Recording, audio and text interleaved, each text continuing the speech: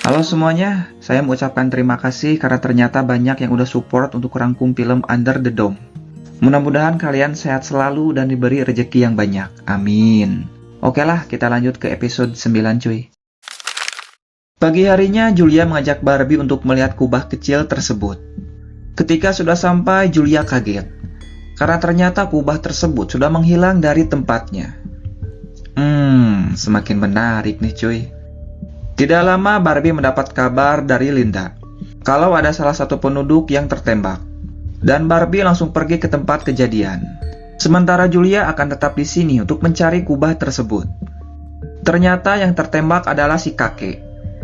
Dia ditembak oleh tetangganya sendiri, yaitu si Maghrib. Tapi dia tidak sengaja menembak si kakek. Karena dia merasa terganggu dengan seorang pria yang tiba-tiba saja masuk ke dalam rumahnya. Dan pria tersebut seperti orang gila, karena selalu bilang kalau dia mendengar suara aneh dari kubah ini. Linda dan Barbie langsung masuk untuk menangkapnya. Ternyata Linda kenal dengan pria ini. Dia adalah Larry. Linda sering menangkapnya karena dia selalu memakai barang haram.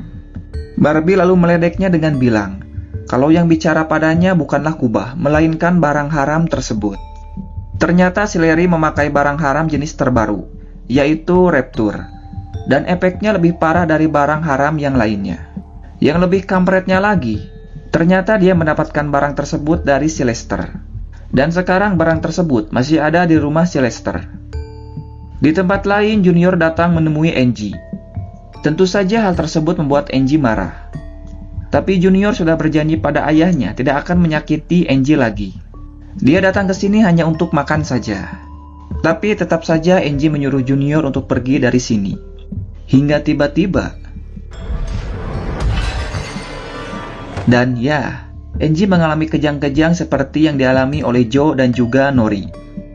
Junior langsung membawa Angie ke dalam mobil. Tapi Angie terlihat sangat panik. Karena dia mengira kalau Junior akan mengurungnya kembali. Tapi ya, ternyata Angie salah. Junior justru membawa Angie ke rumahnya agar bisa istirahat dengan tenang. Angie terlihat kaget karena ternyata sekarang Junior sudah berubah. Di sisi lain, Jim melihat pintu rumahnya sudah terbuka. Saat masuk ke dalam, dia melihat seorang wanita. Dan wanita tersebut adalah teman dari si Jim. Wanita ini bernama Max. Ternyata Max dan Jim adalah orang yang menimbun propana. Dan Duke yang sudah meninggal mengetahui hal tersebut. Tapi Max menyuap Duke agar mau bekerja sama dengannya. Dan orang yang telah membuat Rapture atau barang haram tersebut adalah ide dari si Max. Sementara itu, Julia bilang pada Joe dan juga Nori kalau kubah tersebut sudah menghilang. Julia mengira kalau Joe dan Nori sudah memindahkannya. Tentu saja mereka berdua tidak melakukan hal tersebut. Tidak lama Angie datang. Di sini Angie bilang kalau dirinya mengalami kejang-kejang saat di kafe. Dan ya, tentu saja hal tersebut membuat mereka berdua langsung kaget. Apalagi saat Nori mengatakan bintang-bintang merah muda berjatuhan. Sontak Angie langsung kaget dan bertanya kenapa Nori bisa tahu. Joe lalu bilang kalau dirinya dan juga Nori mengalami hal tersebut. Bukan hanya itu saja. Di sini Nori semakin kaget karena Angie memiliki tato kupu-kupu di bahunya. Dan Nori bilang pada Joe mungkin saja kalau Angie lah sang raja yang akan dinobatkan. Tapi Joe bilang kalau itu tidak mungkin. Karena sang raja memiliki kupu-kupu berwarna oranye. Sedangkan tato yang dimiliki oleh Angie berwarna biru dan juga kuning. Jadi teori tersebut tidak benar. Julia lalu bilang kalau cara satu-satunya untuk mendapatkan jawaban dengan cara mencari kubah tersebut. Dan cara untuk menemukannya yaitu dengan alat yang dimiliki oleh Dodd. Di tempat lain, Linda dan Barbie mulai mencari Rapture di rumah Lester. Dan akhirnya mereka menemukan barang tersebut. Bukan hanya itu saja. Linda juga menemukan resep untuk membuat barang haram tersebut. Dan salah satu bahannya yaitu propana. Dan ya, sekarang kita jadi tahu alasan dari Jim dan juga Max menyimpan banyak sekali propana. Singkatnya, Jim berniat akan menyita semua senjata yang dimiliki oleh para penduduk. Karena dia tidak ingin ada kasus penembakan lagi. Tapi Jim ingin para penduduk memberikan senjata miliknya secara sukarela. Oleh karena itu, Jim dan Barbie pergi ke stasiun radio. untuk bilang kalau penduduk kota ini harus memberikan senjata yang mereka miliki. Dan setelah kubah ini menghilang, para penduduk akan mendapatkan kembali senjatanya. Sebagai balasannya, Jim akan memberikan makanan dan juga propana. Di tempat lain, Julia bilang kalau alat yang dimiliki oleh Don sudah rusak. Di saat mereka bingung, tiba-tiba Nori bilang kalau kita bisa mencarinya dengan bantuan anjing milik Joe. Karena sebelumnya ketika Joe dan Nori mencari kubah itu, anjing Joe bisa merasakan kubah tersebut dari jauh. Dan mereka pun langsung pergi untuk mencarinya. Hingga tiba-tiba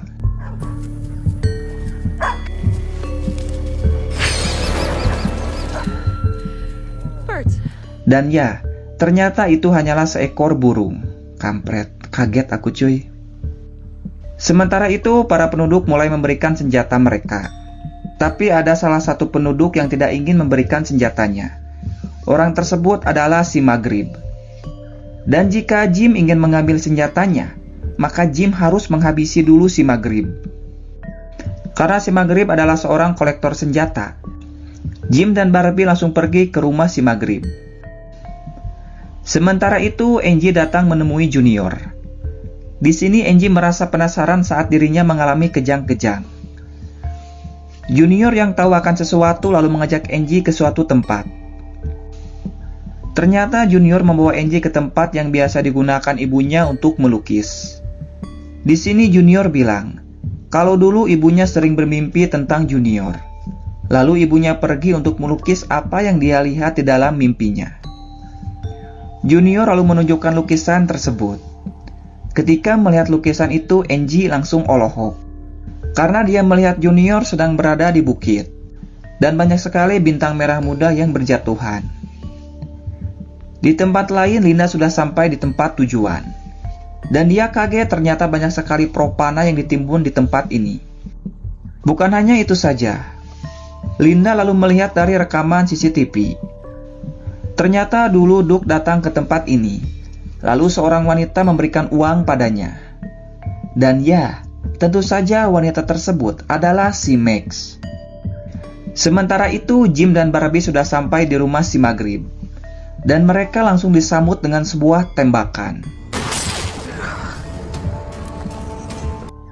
Jim lalu masuk ke dalam rumah dan berusaha untuk menenangkan si Maghrib yang sedang gelisah galau merana. Karena istri dan anaknya meninggal setelah menabrak kubah tersebut. Sementara Barbie sedang mengintai dari atas pohon. Tapi laser dari senjatanya mengarah kepada si Jim. Apakah Barbie akan menghabisi Jim? Kita lihat aja cuy. Di sini si Maghrib merasa sudah putus asa dan berniat untuk melakukan bundir dengan granatnya. Tapi Jim dengan sigap langsung menghentikannya.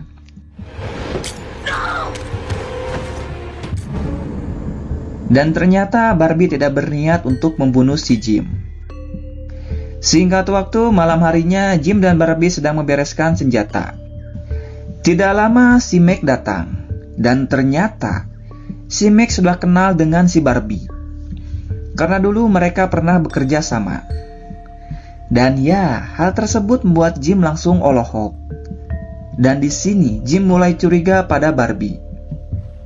Yang lebih kampretnya lagi, ternyata yang menyuruh untuk mengumpulkan semua senjata ini bukanlah si Jim, melainkan Mac yang menyuruh Jim untuk mengumpulkannya. Di sini Mac mengajak Barbie dan Jim untuk bekerja sama dengannya. Jika mereka menolaknya, maka Max akan membongkar rahasia mereka berdua.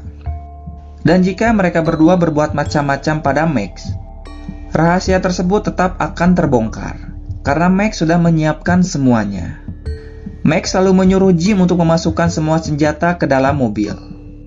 Setelah itu, Max bilang pada Barbie, kalau dirinya juga tahu bahwa Barbie telah menghabisi suami dari Julia. Bahkan Max juga tahu kalau Barbie sudah tidur dengan Julia. Karena ternyata selama ini si Max telah mengikuti Barbie. Tapi Max tidak akan memberitahu Julia tentang semuanya, asalkan Barbie mau bekerja sama dengannya. Di sisi lain, Joe dan Nori berniat akan pulang ke rumah. Tapi tiba-tiba anjingnya merasakan ada sesuatu di dalam gudang. Saat masuk ke dalam gudang tersebut, mereka langsung kaget. karena ternyata kubah kecil tersebut sudah ada di dalam gudang. Tidak lama Angie datang. Di sini Angie merasa kalau dirinya terhubung dengan kubah tersebut. Angie lalu bilang kalau yang membawa kubah tersebut ke dalam gudang adalah Joe, tapi Joe sendiri tidak menyadarinya. Karena Joe beranggapan mungkin saja dirinya tidur sambil berjalan. Atau bahasa gaulnya ngalindur cuy. Mereka bertiga lalu memegang kubah tersebut secara bersamaan. Dan tiba-tiba saja kubah tersebut mengeluarkan cahaya. Di sini Nori bilang kalau tangan mereka seperti kunci yang dapat membuka kubah kecil ini. Dan benar saja, ternyata kubah ini membutuhkan satu tangan lagi agar bisa terbuka. Dan mereka bertiga akan mencarinya.